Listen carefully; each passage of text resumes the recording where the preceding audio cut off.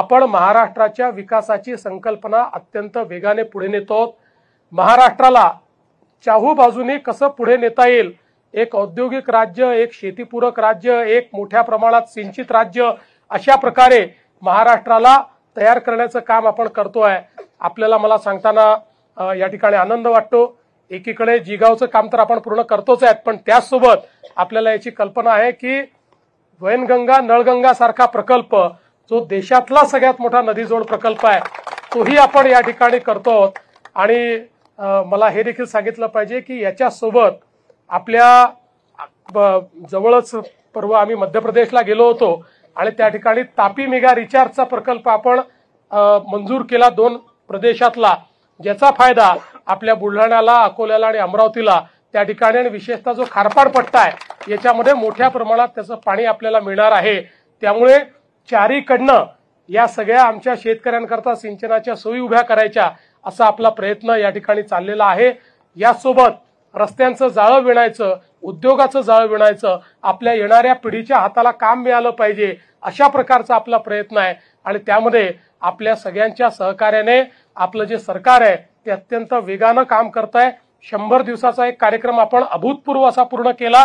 आता 150 दिवसाचा कार्यक्रम आपण सुरू केलेला आहे। त्याही कार्यक्रमात पूर्णपणे ट्रान्सफॉर्मेशन आपण प्रशासनाचं करून दाखवणार आहोत। तशा प्रकारचा आपला प्रयत्न आहे। आपल्या सगळ्यांचा साथ आणि आशीर्वाद असाच पक्षाच्या पाठीशी असू द्या। आपली लोकाभिमुखता ही आपण सगळ्यांनी कायम ठेवली पाहिजे अशा प्रकारची आपल्या सर्वांना प्रार्थना करतो। खरं म्हणजे मोठी सभा आपल्याला घ्यायची होती, परंतु आजचं वेदर असं असल्यामुळे मी ज्या हेलिकॉप्टरने आलो त्याच्या पायलटनी सांगितलं की साहेब जास्त वेळ थांबू नका, नाहीतर हेलिकॉप्टर इथेच ठेवून तुम्हाला जावं लागेल। आणि म्हणून आम्ही आता थोडा छोटेखानी केला कार्यक्रम। याच्यामुळे कोणाला काही असुविधा झाली असेल तर त्याची आम्ही क्षमा मागतो। काही आमचे मीडियाचे लोकही मगाशी नाराज झाले, त्यांना मी सांगू इच्छितो की आपल्या घरचा कार्यक्रम आहे, नाराज वगैरे होऊ नका।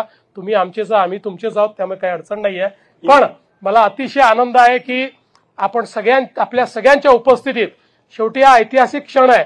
50 वर्षानंतर देखील ज्यावेळी हे कार्यालय या ठिकाणी असेल त्यावेळेस आपल्याला अतिशय अभिमानाने सांगता येईल की या कार्यालयाच्या भूमिपूजनाला आम्ही उपस्थित होतो। हा आजचा क्षण आपण डोळ्यात साठवून ठेवावा एवढीच विनंती करतो। आणि ही जमीन देणारे राजेश देशलहरा आणि आर्किटेक्ट रोहित पातुरकर यांचे मी अतिशय मनापासून त्यांचे आभार मानतो। त्या परिस्थितीत आपण कार्यालय चालवली, कुठे एका खोलीत राहिलो, कुठे अर्ध्या खोलीत राहिलो, पण आज पक्षाला कार्यकर्त्यांच्या आशीर्वादामुळे चांगले दिवस आहेत। आपला पक्ष मोठा झालेला आहे। जगातला सगळ्यात मोठा पक्ष भारतीय जनता पक्ष आहे। महाराष्ट्रातलाही सर्वात मोठा पक्ष हा भारतीय जनता पक्ष आहे। 1.5 कोटी सदस्य भारतीय जनता पक्षाने एकट्या महाराष्ट्रामध्ये करून एक नवा विक्रम केलेला आहे। आणि इतर पक्षांसारखी आमची बोगस व्यवस्था नाही, बोगस सदस्य नाही।